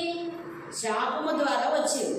ఈరోజు నువ్వు నేను ఇంకా శాపములోనే ఉన్నామని దేవుని ఎందుకు వెళ్ళకుండా లోకంలో వెతికితే శాపము కాకపోతే, పాపము కాకపోతే, అపవాది యొక్క ఏలుబడి కాకపోతే మన జీవితంలో ఏం కనపడుతుంది? దేవుని ఆశీర్వాదం. చెప్పండి, అవునా కాదు? అర్థమవుతుందా అండి? అర్థమవుతుందా? అర్థం అవ్వట్లేదా? హల్లెలూయా. దేవుడు అంటున్నాడు ఈ రోజున, నేను నియమించిన నియామకమునకు గనక మీరు లోబడినట్లయితే. హల్లెలూయా. 4 గంటలకు ప్రార్థన అంటే అపవాది మనం తిన్నగా ప్రార్థన చేయనిస్తాడా? కాసేపు పడుకోమ్మా ఏం పర్వాలేదు అని జో కొడతారు. మనం 7ంటికి లెగుస్తాం. అప్పుడు లేచి లెగుద్దాం అనుకున్నాడు. పడుకోబెడితే ఏం చేస్తాం? 7ంటికి లెగుస్తాం. అప్పుడు ఏం చేయాలి? పరుగు మళ్ళీ. అవునా కాదు? అసలు ఒక్క నిమిషం ప్రార్థనకు కూడా అవకాశం ఉండదు. అవునా కాదు? మన జీవితంలో ఎన్నిసార్లు చూస్తుంటాం. కానీ ఒక నిర్ణయంతో, స్థిర నిర్ణయంతో కనుక మనము ఎర్లీ మార్నింగ్ లేచి 4 గంటల సమయానికి దేవుడికి 1 గంట ఇచ్చి 5 గంటల నుంచి 7 గంటల వరకు మనం ఏం చేయొచ్చు అండి? ఇంట్లో స్త్రీలైతే ఏం చేయొచ్చు? మన పనులన్నీ 7 గంటల్లో కంప్లీట్ అయిపోతాయి కదా. అంతకంటే మించి పని ఉంటుందా? ఎన్ని పనులైనా చేసుకోగలుగుతాం. అప్పుడు ఎవ్వరూ లేవరండి. అవునా కాదు? ఎవరన్నా లేస్తారా? అప్పుడు ఎవరన్నా అడ్డు వస్తారా? మనకి లేవరు. అప్పుడు ఏం చేయొచ్చు? మనం మన పనులన్నీ మనం చక్కబెట్టుకుంటే తర్వాత ఎవరు లెగుస్తారు? పురుషులు లేచి వాళ్ళు వెళ్ళడానికి మనం శ్రమపడే అవసరం ఉంటుందంటారా? తాయితీగా చేసుకుంటే వాళ్ళకి అన్నీ అందించి వాళ్ళు వెళ్ళిపోయిన తర్వాత మన పని మనం చక్కబెట్టుకోవడానికి సాయంత్రము 8 దాటేసరికి ఏమొస్తుందండి మనకు? అప్పుడు ఉదయం 4 గంటలకి లెగిస్తే సాయంత్రం 8 ఏమొస్తుంది చెప్పండి? నిద్ర వస్తుందా? ఇప్పుడు మనకు వస్తుందా చెప్పండి? మనకు వస్తుందా? మనలో ఎవరికన్నా రావట్లేదండి కళ్ళు అస్సలు. ఎందుకో చెప్పినా, ఫోన్ చూసి కళ్ళు పొడిబారిపోయింది అండి. నిద్ర ఎలా వస్తుంది? కళ్ళల్లో ఏముండాలంట? తేమ ఉండాలంట. ఆ తేమ ఏమైపోతుంది? ఆ వెలుగుకి, ఆ లైటింగ్కి ఏమైపోతుంది? ఆవిరైపోతుంది.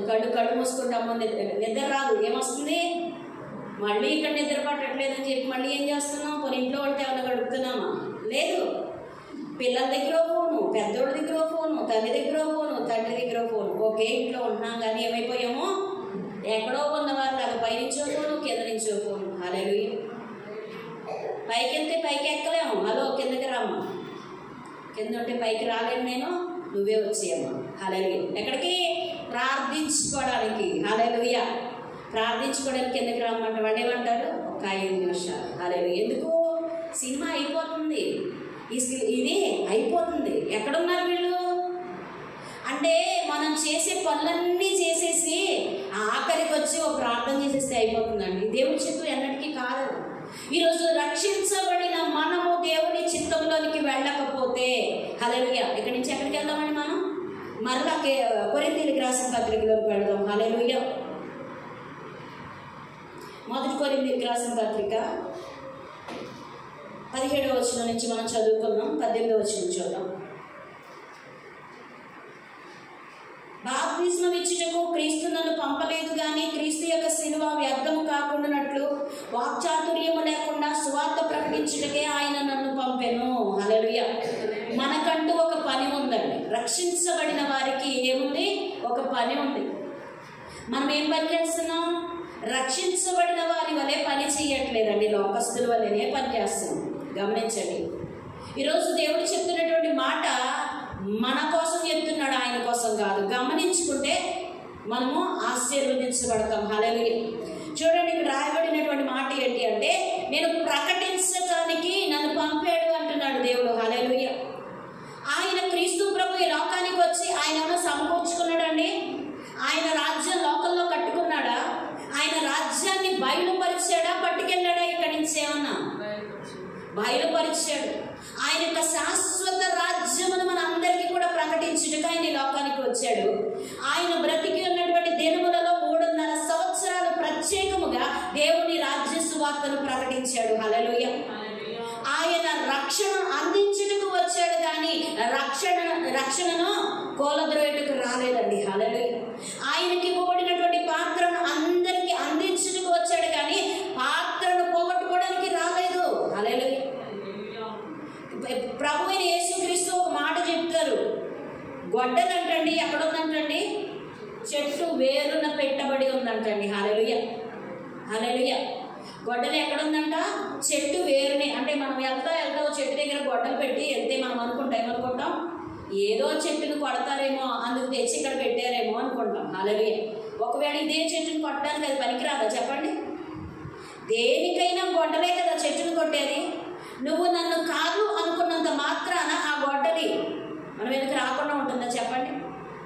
అంటే ఈరోజు కఠినమైన మాటలు మాట్లాడుతున్నారు కదా అని అనుకుంటే, అంటే మనలో దేవుడు చెప్పినటువంటి, దేవుడు ఎక్కువగా ప్రేమించే వారిని ఏం చేస్తాడంట అండి? శిక్షిస్తాడంట, గద్దిస్తాడంట. హల్లెలూయా.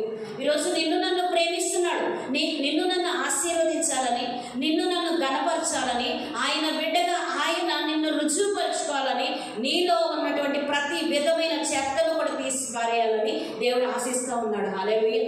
ఈరోజు రక్షించబడిన మనము దేన్ని తీసుకుంటున్నాం అనేది ప్రత్యేకమైనటువంటి సువార్త ఈరోజు. హల్లెలూయా. ప్రత్యేకమైనటువంటి మాట ఏంటి అని అంటే దేవుడు చెప్తున్నాడు, ఈరోజు దేవుని నియమమునకు నీవు లోబడుతున్నావా? హల్లెలూయా. ఈరోజు మన కష్టార్జితం వలన మనం ఆశీర్వదించబడము. ఈరోజు దేవుడు చెప్తున్నాడు, ఇక్కడ చెప్పినటువంటి మాట చూడండి, సిలువను గురించిన వార్త నశించుచున్న వారికి వెరితనము కానీ రక్షింపబడుచున్న మన దేవునికి, రక్షించబడుతున్న మనకు మాత్రం దేవుని శక్తి. హల్లెలూయా. ఈరోజు లోకమందు శక్తివంతులుగా ఉండాలంటే, లోకమందు ఆశీర్వాదకరంగా ఉండాలంటే, లోకమందు అంటే ఏదండి? భూలోకమందు దేవుని గణపరచాలంటే, భూలోకమందు దేవుని బిడ్డలుగా మనము ఆయన పేరును ప్రచురించబడాలి అని అంటే మనము చేయవలసినటువంటి కష్టము, మనకి ఇచ్చినటువంటి పని ఒకటి ఉంది. హల్లెలూయా. ఏంటి ఆ పని అంటే చూద్దాం ఒకసారి. అపోస్తలుల కార్యాలు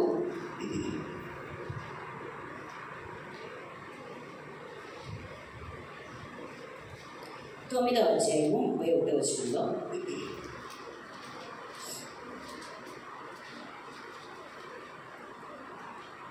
కావున యోదయ గలిలయ సమరయ దేశముల యందంతటా సంఘము క్షేమాభివృద్ధి నొందుచు సమాధానము కలిగి ఉండెను, మరియు ప్రభువునందు భయమును పరిశుద్ధాత్మ ఆదరణయు కలిగి నడుచుకొనుచు విస్తరించుచుండెను. హల్లెలూయా. ఈ ఒక్క వచనం చాలండి మన జీవితాన్ని మార్చడానికి. ఈ ఒక్క వచనం చాలు మన జీవితం మారిపోవడానికి. ఏంటా వచనం, ఏంటా మాట అంటే, యోదయ గలిలయ సమరయ దేశముల యందంతగా సంఘము క్షేమాభివృద్ధి నొందుచు. హల్లెలూయా. దేవుని వాక్యము మనం చెప్పుకున్నాం కదా, ఎక్కడికి పరిమితమైంది కాదండి, ఒక ప్రదేశానికో ఒక దేశానికో పరిమితమైంది కాదు. దేవుడు వాక్యము సమస్త పూజనులు అందరికీ వినబడాలనేది దేవుని యొక్క చిత్తం. ఈరోజు మనం ఏం చేస్తున్నాం? ఆ వాక్యాన్ని ప్రచురిస్తున్నామా? అట్లీస్ట్ ఆ వాక్యము ప్రచురించబడడానికి మనం ఉపయోగపడుతున్నామా? మనము దేవుని యొక్క చిత్తమును నెరవేర్చడానికి మనం ఏమి చేయగలము అనేది మనం ఒక తీర్మానం కలిగి ఉన్నామా అనేది దేవుడు అడుగుతున్నాడు. ఇక్కడ చూడండి, అక్కడ యేసుక్రీస్తు ప్రభువు మరి చనిపోయి తిరిగి లేచి శిష్యులతో కనబడి ఆయన ఆరోహణమైన తర్వాత, పౌలుతో దేవుడు మాట్లాడిన తర్వాత, సౌలును పౌలుగా మార్చిన తర్వాత, మరి ఇక్కడ ఉన్నటువంటి భక్తులు కానివ్వండి, ఇక్కడ ఉన్నటువంటి వ్యక్తులు కానివ్వండి, దేవుణ్ణి చూసిన వారు కానివ్వండి, దేవుని రక్షణ పొందిన వారు కానివ్వండి, దేవుని యొక్క ఆత్మను పొందుకున్నటువంటి వ్యక్తులు చేస్తున్నటువంటి పనులను మనం ఇక్కడ చూడడం మొదలు పెట్టాలి. హల్లెలూయా. వాటిని గమనించడం మనం మొదలు పెట్టాలి. హల్లెలూయా. ఇక్కడ ఉన్నటువంటి మరి శిష్యులు చూడండి, క్షేమాభివృద్ధి నొందుచు సమాధానము కలిగి ఉండెను. హల్లెలూయా. చూడండి, మన యొక్క సంఘములో ప్రతి ఒక్కళ్ళు కూడా క్షేమంగా ఉన్నారా? చెప్పండి, ఖచ్చితంగా చెప్పండి. క్షేమంగా ఉన్నారా? అన్ని విషయాల్లో ఆశీర్వాదకరంగా ఉన్నారా? చెప్పాలి. ఎందుకని అంటే దేవుడు బయలుపరుస్తున్నాడు ఈ దినమున. దేవుడు ఏ విధముగా దేవుని చిత్తంలోనికి మనము వెళితే ఆయన చిత్తము మన జీవితాన్ని ఎలా మారుస్తుందో ఇక్కడ కొంతమంది భక్తుల ద్వారా మనకు బయలుపరుస్తున్నాడు. హల్లెలూయా. చూడండి, ఇక్కడ అంటే ఇక్కడ 3 ప్రదేశాన్ని దేవుడు చూపించి వాక్యము ప్రచురించడం మొదలుపెట్టిన తర్వాత ఇక్కడ 3 దేశముల యొద్దకు మరి పాకుతూ వెళ్ళిందండి వాక్యం. హల్లెలూయా. ఎలాగంటే శిష్యులు బయలుపరుచుకుంటూ వెళ్ళడం మొదలు పెట్టారు. హల్లెలూయా. ఆగిపోకుండా కొనసాగించడానికి కొందరు వ్యక్తులు వారికి ఉపయోగపడతా ఉన్నారంట. హల్లెలూయా. ఎవరు ఉపయోగపడుతున్నారండి? కొందరు వ్యక్తులు ప్రకటించే వారికి ఉపయోగపడతా ఉన్నారంట, సహకరిస్తూ ఉన్నారంట. హల్లెలూయా. పేతురు గారు కానివ్వండి, అక్కడ ఉన్నటువంటి శిష్యులు కానివ్వండి, అక్కడ ఉన్నటువంటి యోహాను గారు కానివ్వండి, వీరందరూ ఏం చేస్తున్నారు అంటే ప్రకటిస్తూ ఉన్నారు దేవుణ్ణి చూసిన వారిని. హల్లెలూయా. ప్రకటించడము కంపల్సరీ. భూమి అందు మనం చేసే పని ఏంటి అంటే దేవుని యొక్క శిలువ సువార్తను ప్రకటించడమే మన పని అండి.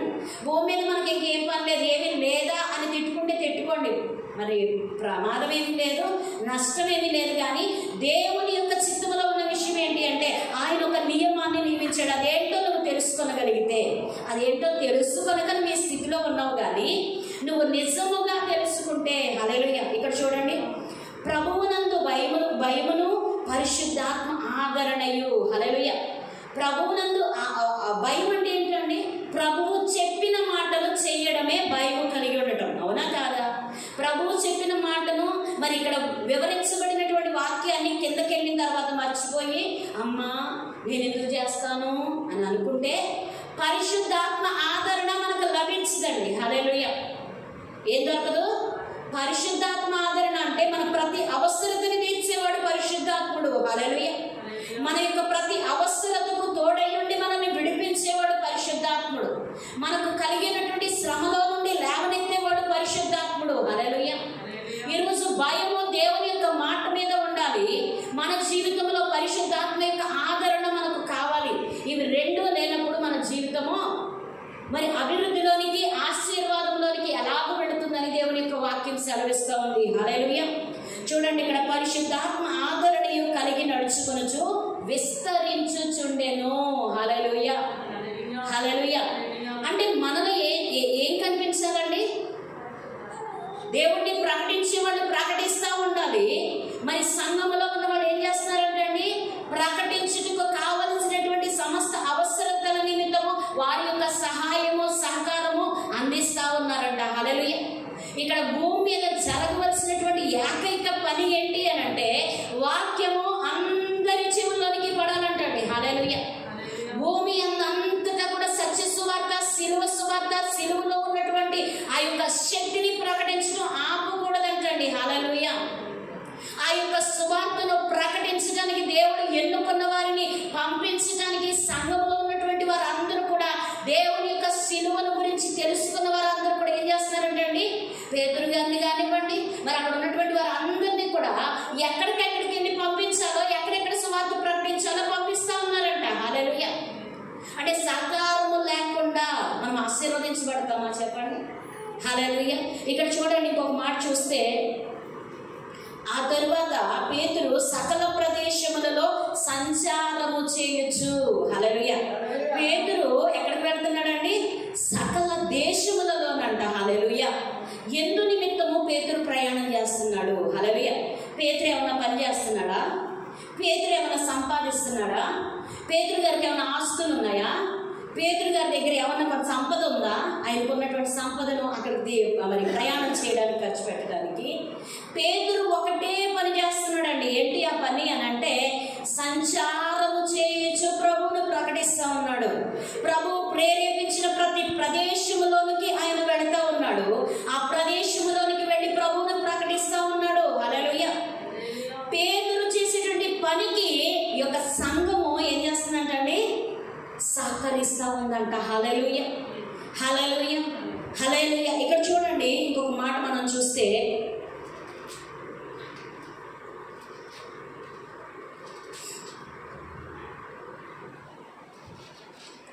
మూడవ అధ్యాయము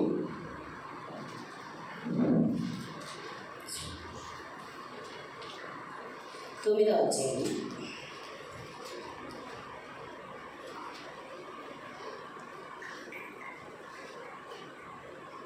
'ఆ తరువాత పేతురు సకల ప్రదేశముల్లో సంచారం చేయొచ్చు, లొద్దలో కాపురమున్న పరిశుద్ధుడి యొద్దకు వచ్చెను.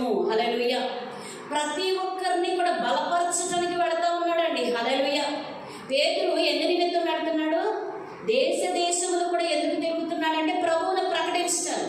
ఎక్కడ వాక్యము లేదు, ఎక్కడ యేసయ్య గురించినటువంటి సత్య సువార్త లేదు, సిలువ యాగముల గురించి ఎవరికి తెలియదో వాళ్ళందరినీ ప్రకటించడానికి పేతురు బయలుదేరుతూ ఉంటే, ఇక్కడ చూడండి, పరిశుద్ధుల యొద్దకు వెళ్ళాడంట పేతురు గారు. హల్లెలూయా. అక్కడ పక్షవాయువు కలిగి 8 ఏండ్ల నుండి మంచము పట్టి ఉండిన ఐనయ అని ఒక మనుష్యుని చూసి, హల్లెలూయా, ఏం చేస్తున్నాడండి? ఐనయ అనే వ్యక్తిని చూసి పేతురు గారు అన్నారంట, నిన్ను ప్రభు స్వస్థపరచబోరుచున్నాడు. హల్లెలూయా. ఏం ప్రకటించాడంటండి? దేవుని యొక్క మహిమను అక్కడ వరకు కనపరచాలనుకున్నాడు పేతురు. హల్లెలూయా. ఆయన చేస్తున్నటువంటి పనులు ఏంటి అంటే దేవుణ్ణి ప్రకటించడము, దేవుని కార్యాలు చూపించడము, దేవుని రాజ్యములో ఉన్నటువంటి సమస్తమును కూడా భూలోకమందు రుజువుపరచడమే పేతురు యొక్క పని. హల్లెలూయా. అయితే ఇక్కడ చూడండి, ఐలియా యేసుక్రీస్తు నిన్ను స్వస్థపరచుచున్నాడు, నీవు లేచి నీ పరుపు నీవే పరుచుకొని అతనితో చెప్పగా. హల్లెలూయా. క్రీస్తు సువార్త బయలు వెడలిన చోట ఏం కలుగుతుందండి? అద్భుతాలు జరుగుతాయి. హల్లెలూయా. ఆశ్చర్య కార్యాలు జరుగుతాయి, గొప్ప విడుదల కలుగుతుంది, గొప్ప ఆశీర్వాదములను చూస్తారు. హల్లెలూయా. ఐలియా అనే వ్యక్తి 8 సంవత్సరముల నుండి ఏం చేస్తున్నాడండి? పక్షవాయు రోగముతో మంచాన బట్టి ఉన్నాడు. ఉన్నటువంటి వ్యక్తి అంట ఈరోజు యేసుక్రీస్తు ప్రభువు ద్వారా పంపబడినటువంటి వ్యక్తి మూలముగా ఏం కాబడ్డాడండి? తన మంచమును తన పరుపును ఎత్తుకుని లేచి వెళ్ళిపోయాడండి. హల్లెలూయా. హల్లెలూయా. ఈరోజు నువ్వు ఏ బంధకంలో ఉన్నా, ఏ పరిస్థితిలో ఉన్నా దేవుని యొక్క వాక్యము నీ యొద్దకు వచ్చింది. అవునా కాదా? ఈ వాక్యము నీవు అంగీకరించినట్లయితే, ఈ వాక్యాన్ని నువ్వు ప్రోత్సాహపరిచినట్లయితే, ఇంకా వెళదాం కిందకి చూడండి. నీవు లేచి నీ పరుపు నీవే పరుచుకున్నామని అతనితో చెప్పగా వెంటనే అతడు లేచెను. లొద్దలోను షారోనులను కాపురమున్న వారందరూ అతన్ని చూసి ప్రభువు తట్టు తిరిగినట్టండి. హల్లెలూయా. హల్లెలూయా. హల్లెలూయా. చూడండి, ఇక్కడ ఒక వ్యక్తి బాగుపడ్డాడు. మరి ఎంత ఖర్చు పెట్టినా కూడా బాగుపడనటువంటి పక్షవాయువు రోగము అక్కడ బాగుపరచబడింది. అవునా కాదు? హల్లెలూయా. హల్లెలూయా. ఏమైందండి అక్కడ? ఇక్కడ సహకరించినటువంటి సంఘ బిడ్డల ద్వారా అక్కడ ఒక స్వస్థత అనేది లేనటువంటి పక్షవాయువు కలిగినటువంటి వ్యక్తి రోగము కుదిరిందంటండి. హల్లెలూయా. ఆ రోగములో నుండి బయటకు వచ్చినటువంటి వ్యక్తిని చూసి ఆ లొద్దలోను షారోనులోను ఉన్నటువంటి వ్యక్తులందరూ ప్రభు తట్టు తిరిగారంటండి. హల్లెలూయా. అక్కడ రక్షణ కలిగింది అనడానికి ఇంకా ఏమన్నా సాదృశ్యం మనకు కావాలంటారా? హల్లెలూయా. అక్కడ ఒక అద్భుతాన్ని అక్కడ పేతురు గారు చేయగలిగారు అని అంటే దానికి కారణం ఎవరో తెలుసండి? ఎవరు కారణం? సంఘము. హల్లెలూయా. సంఘమునకు ఒక నియమాన్ని దేవుడు నియమించాడు. హల్లెలూయా. సంఘానికి దేవుడు ఏ నియమం నియమించాడండి? సంఘము క్షేమాభివృద్ధి చెందాలి అంటే, సంఘం అంటే ఎవరు? మనందరమా? బయట ఎవరన్నా? సంఘము అంటే గోడ యొక్క మందిరమా? మందిరములో ఉన్నటువంటి నీవు నేనే. హల్లెలూయా. మనందరము కూడా క్షేమాభివృద్ధిని పొందుకోవాలి, ఆశీర్వదించబడాలి, ఆశీర్వాద కారణంగా ఉండాలని ఆశ అయితే ఉంది, కానీ క్రియలు మనలో లేకపోతే దేన్ని మనం పొందుకోలేము. అంటే రక్షణను అందించు వారికి సంఘం ఏమై ఉండాలి? సహకారిగా ఉండాలి. హల్లెలూయా. ఇంకొక మాట చూద్దాం. మరియు యొప్పేలో తబిత అని ఒక శిష్యురాలు ఉండెను. అంటే పేతురు గారిని సంఘము పంపించినప్పుడు పేతురు గారు దేశముల అన్నంతటా కూడా సంచరిస్తూ ఏం చేస్తున్నాడు? అద్భుతాలు చేస్తున్నాడు, ఆశ్చర్య కార్యాలు చేస్తున్నాడు. అద్భుతముల ద్వారా, ఆశ్చర్య కార్యముల ద్వారా ప్రభువు తట్టునకు లోకమును తిప్పుతున్నాడండి. హల్లెలూయా. అక్కడ నిజమైన రక్షణ ఆనందమును దేవుడు మరి పేతురు గారు పంచుతున్నారు. హల్లెలూయా. ఇది పేతురు గారి వల్ల సాధ్యమా? పేతురు గారిని పంపిస్తున్నటువంటి సంఘము మూలముగానా? చెప్పండి. దేవునికి భయపడి వారి మూలముగానా? మరి దేవునికి వ్యతిరేకంగా ఉన్న వారి మూలముగా ఇది సాధ్యమా? చెప్పండి. హల్లెలూయా. నేనేం చేయగలనండి ఒక ప్రార్థన తప్ప అని అనుకుంటాం కదా. మరి చూడండి, ఇంకొక మాట చూద్దాం ఇక్కడ. మరియు యొప్పేలో తబిత అని ఒక శిష్యురాలు ఉండెను. ఆమెకు భాషాంతరమున దోర్కా అని పేరు. ఆమె సత్క్రియలను ధర్మ కార్యములను బహుగా చేసి ఉండెను. హల్లెలూయా. ఏం చేసిందంటండి? సత్కార్యములు అంటే ఏంటండి? మంచి కార్యాలేనా? దాంతోపాటు ఏం చేసింది? సత్క్రియలు, ధర్మ కార్యములు. హల్లెలూయా. బహుగా చేసి ఉండెను. ఎలా చేసిందండి? ఎక్కువగా చేసిందండి. అంటే ఏదో ఉన్న దాంట్లో కొంచెం ఇవ్వడం వేరు, ఎక్కువగా చేసిందంటే ఏంటి? ఉన్నదానికి మించి చేసిందని అర్థం ఇక్కడ. హల్లెలూయా. ఆ దినముల యందు ఆమె కాయిలా పడి చనిపోగా, ఒక రోగం వచ్చు, మరి అక్కడ జ్వరం వచ్చు, ఏం జరిగిందో అక్కడ కాయిలా పడి ఏమైందండి? చనిపోయిందంట.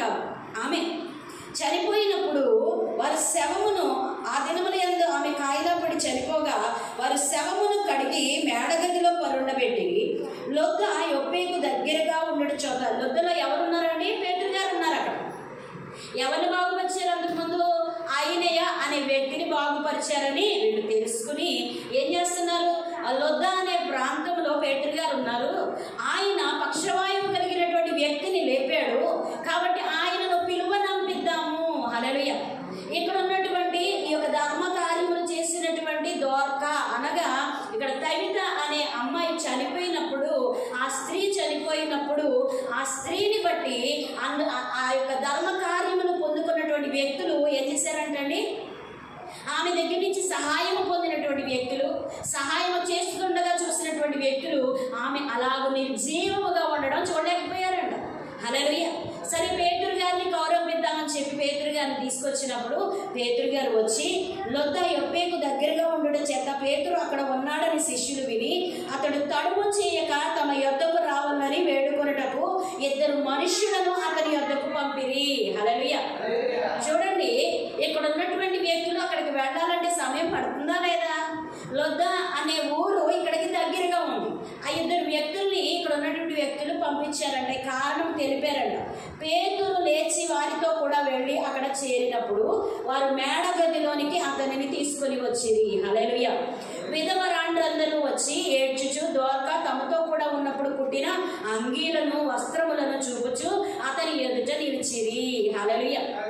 ఆమె చేసినటువంటి సత్కార్యములు కానివ్వండి అవి చెబుతూ ఆమె వారికి కుట్టి ఇచ్చినటువంటి వస్త్రములను, ఆమె కుట్టిన వస్త్రములను, అంగీలను చూపించి ఆమె క్రియలు ఎలా ఉండేవయ్యా, ఆమె చనిపోయింది, ఆమె చనిపోవడం మేము భరించలేకపోతున్నామని అక్కడ ఉన్నటువంటి విధవరాండ్రు అందరూ, అంటే ఎందుకు ఏడుస్తున్నారంటే అక్కడ విధవరాండ్రు అందరూ, ఆ విధవరాండ్రకు ఆమె ఏం చేసింది?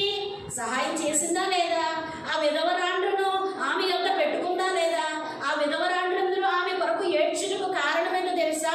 ఆమె చేసినటువంటి, వారి పట్ల చేసినటువంటి సత్కార్యములు. హల్లెలూయా. ఈరోజు నువ్వు నేను బయటికి వెళ్ళి అయ్యో నాకు కష్టం వచ్చిందంటే ఎవరన్నా వచ్చి ఏడుస్తారా మనతో పాటు? ఎందుకని? మనము వారి పట్ల అలా ఉన్నాం కాబట్టి వారు మన పట్ల అలాగే ఉంటారండి. దీంట్లో తప్పులేదండి. అవునా? మనం సరిపెట్టుకోవడం తప్ప మనలో ఏమి లేవు, సత్క్రియలు లేవు, నిర్జీవమైన క్రియలే. మృతులలో నువ్వు వెతుకుతున్నావు కానీ దేవుణ్ణి, నిజముగా నువ్వు సజీవుడు అయితే నీ క్రియలు ఎలా ఉండాలి? ఎలా ఉండాలో చెప్పండి. సజీవుడైన దేవుని మాటకు లోబడి ఉండాలి. హల్లెలూయా. హల్లెలూయా. చూడండి, ఇక్కడ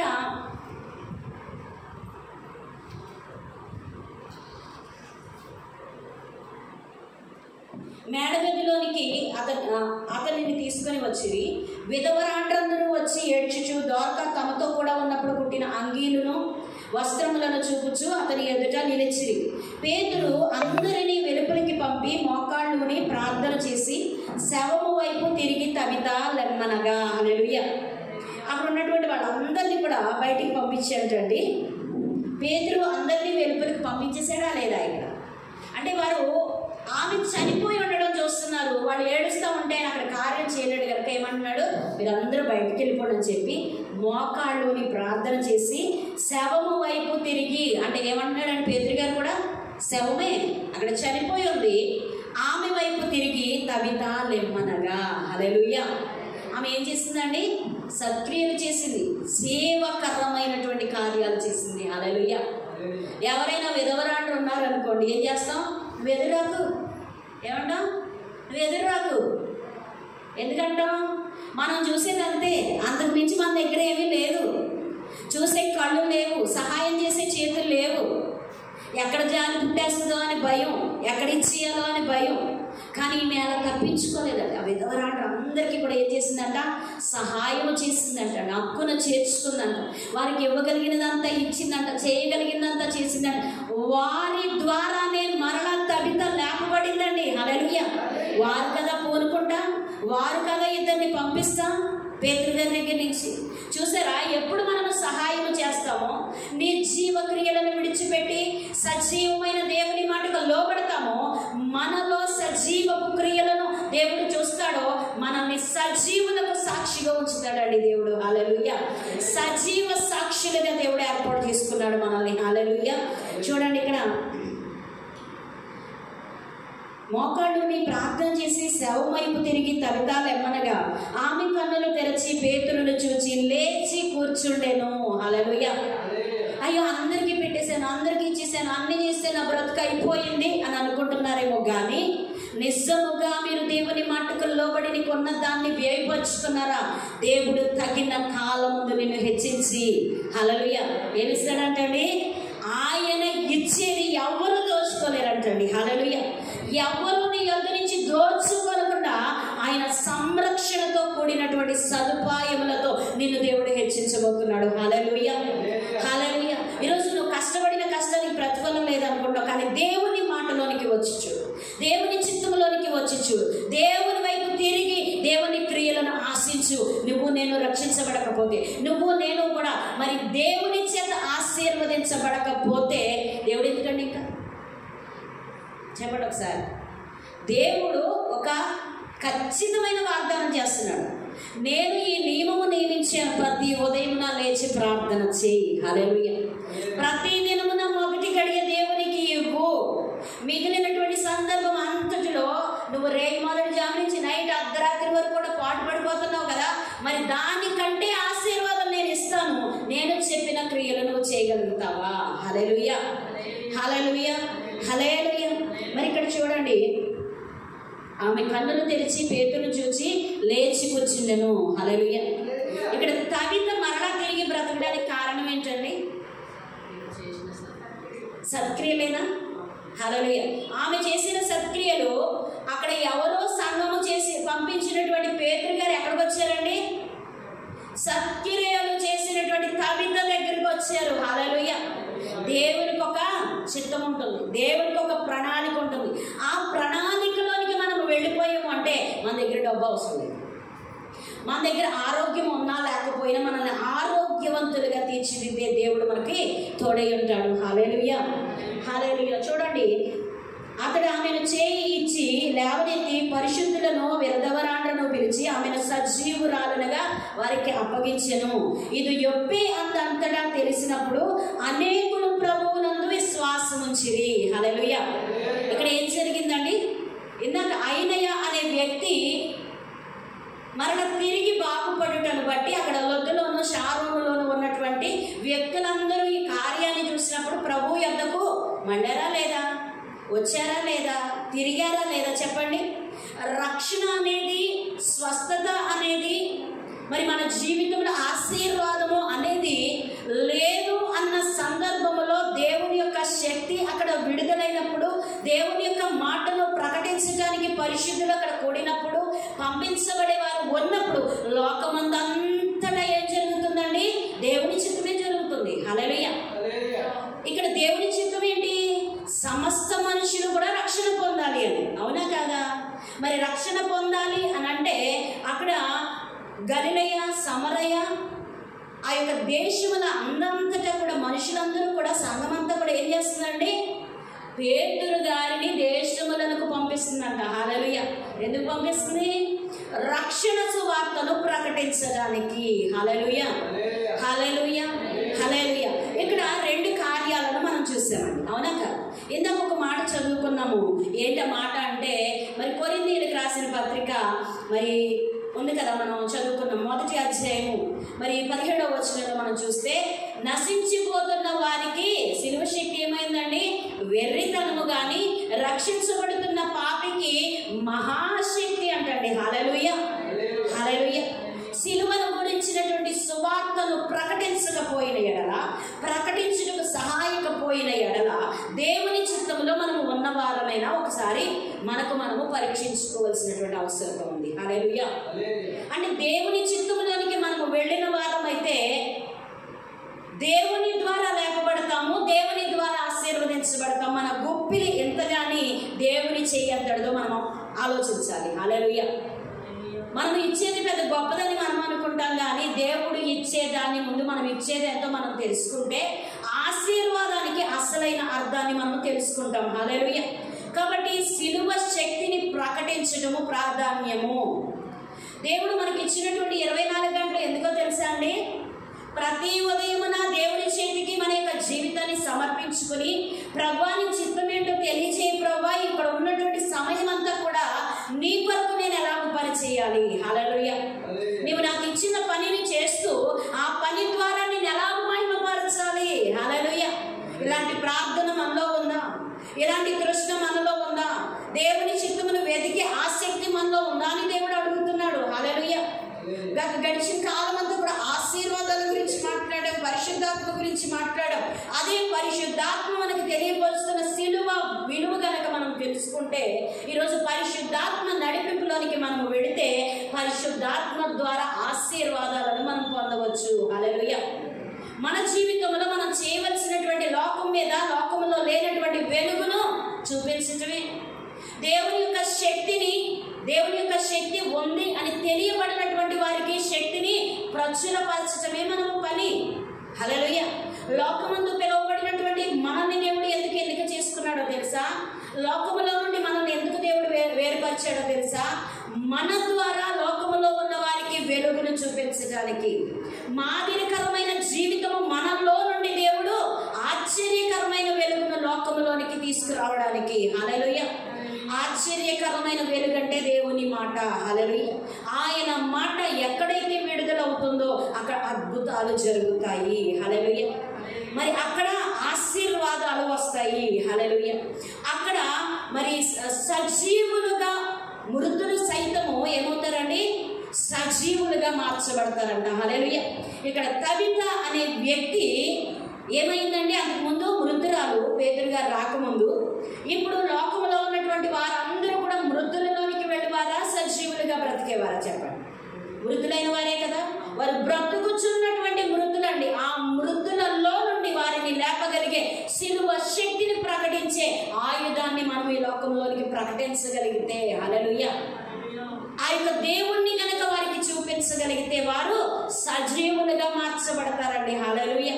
దేవుని వాక్యము పరిశుద్ధమైనది. పరిశుద్ధతను మనము ప్రకటించాలి. పరిశుద్ధుడైన దేవుణ్ణి మనము ప్రకటించాలి. ఇది మన పని అయి ఉన్నది. హల్లెలూయా.